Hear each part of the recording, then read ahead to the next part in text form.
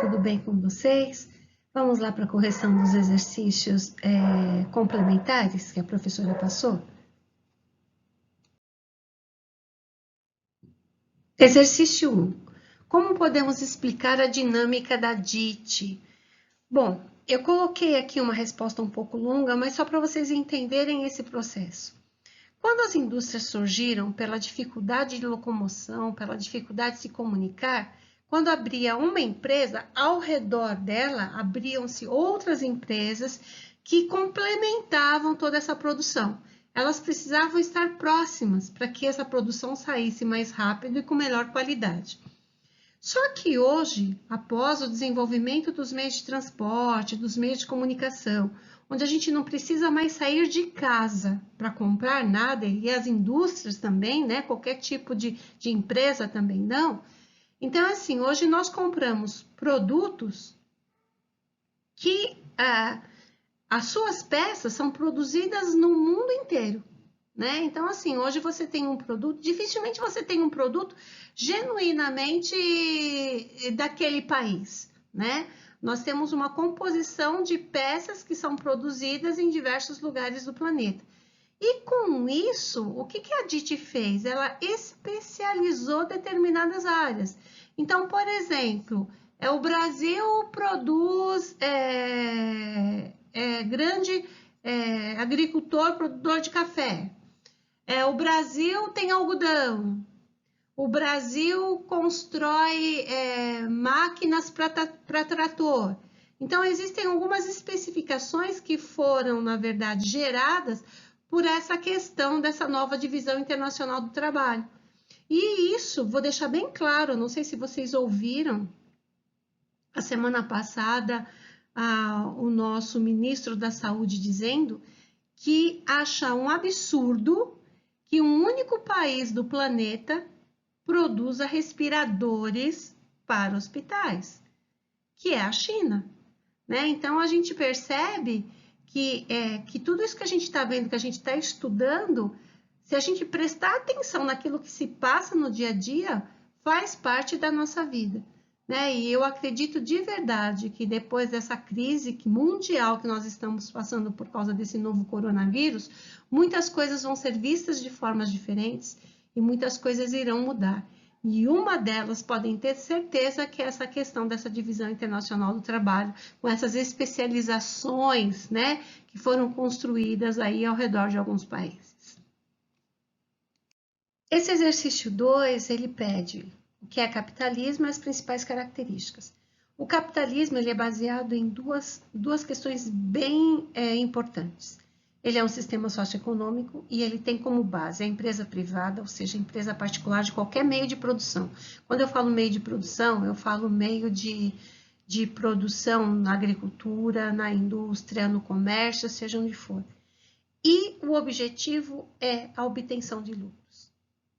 Tá? E as principais características? Eu coloquei aqui, ó, cada retangulinho aqui, cada retângulo é uma característica, ok? Então, estrutura de propriedade. Você tem dinheiro, você compra, você tem a posse daquela propriedade. Em qualquer lugar, no campo, na cidade, seja propriedade rural, seja produção rural, seja na cidade, qualquer coisa, se você tiver dinheiro, você tem o direito a essa propriedade.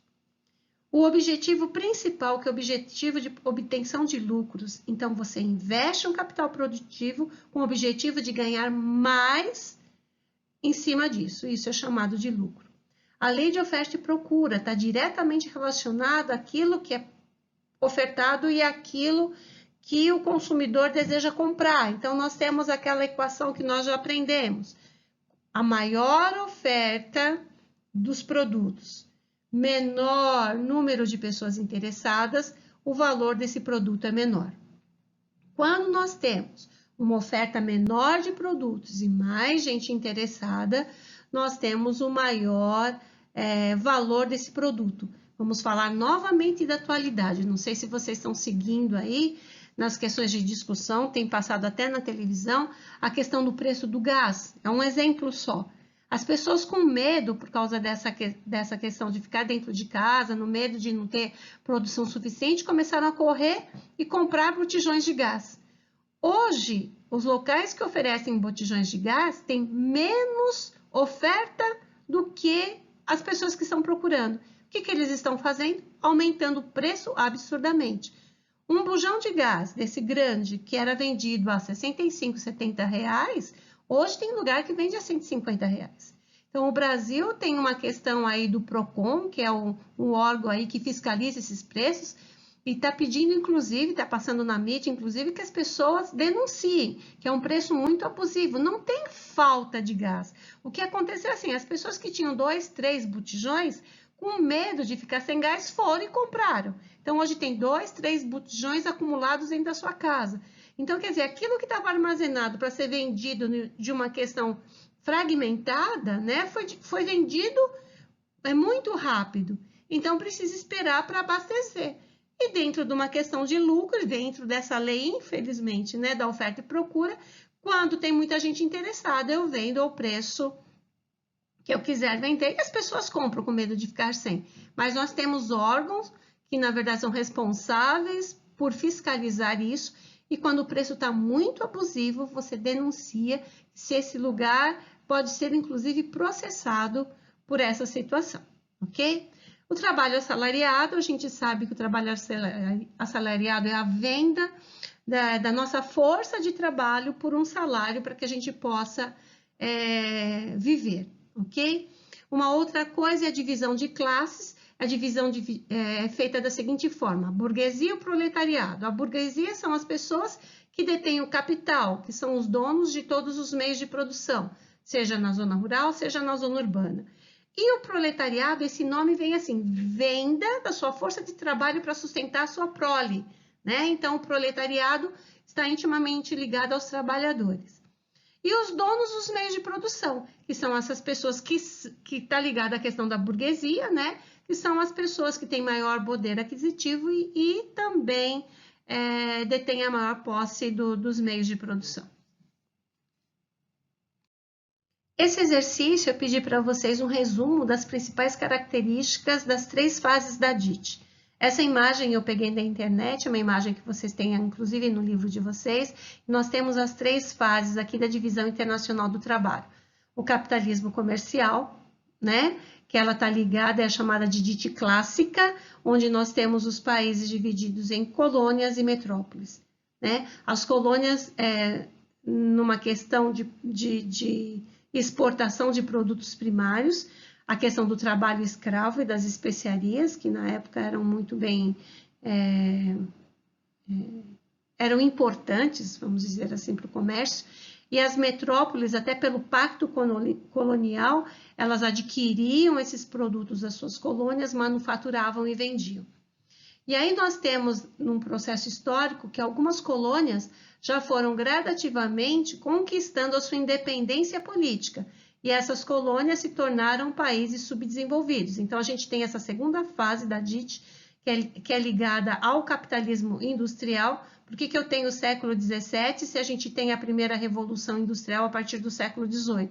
Porque aqui já tem alguns países da América já com uma questão de independência política por causa disso, tá? Então, nós temos colônias, que alguns países ainda eram colônias, e os países que conseguiram a sua independência já no século XVII, países subdesenvolvidos.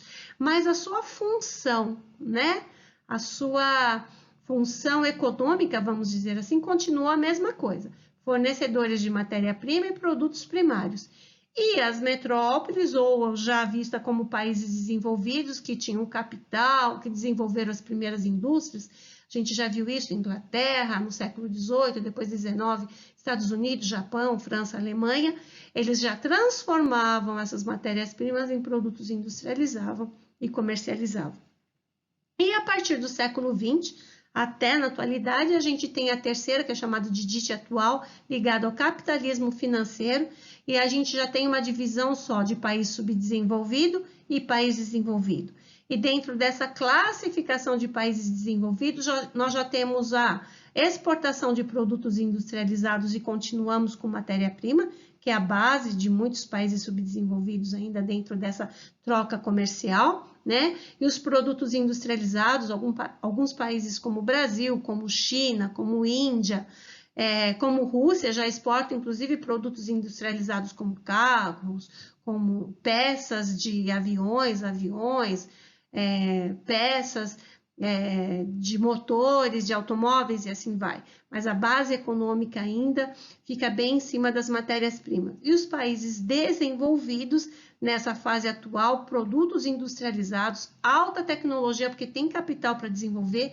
E uma outra coisa bem interessante são esses países hoje que fornecem capital, né, o dinheiro emprestado para que os países subdesenvolvidos possam aplicar nos seus territórios.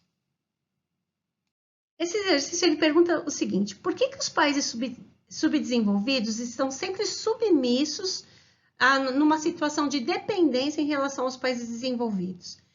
Gente, porque assim, a gente viu lá na questão da DIT, do exercício anterior, que os países subdesenvolvidos ainda têm sua economia baseada na exportação, produção de produtos primários.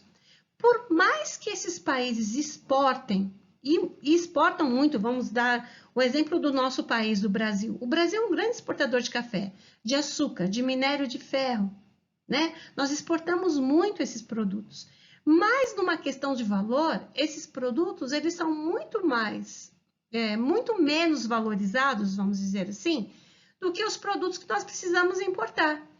Então, numa questão de balança comercial, né, que é numa questão de a gente fazer a conta daquilo que a gente importa e daquilo que a gente exporta, se a gente não exportar uma quantidade muito grande desses produtos primários, consequentemente, a gente vai estar sempre em desvantagem, porque tudo aquilo que a gente compra, ele é muito mais caro do que aquilo que a gente vende. E tem uma outra situação.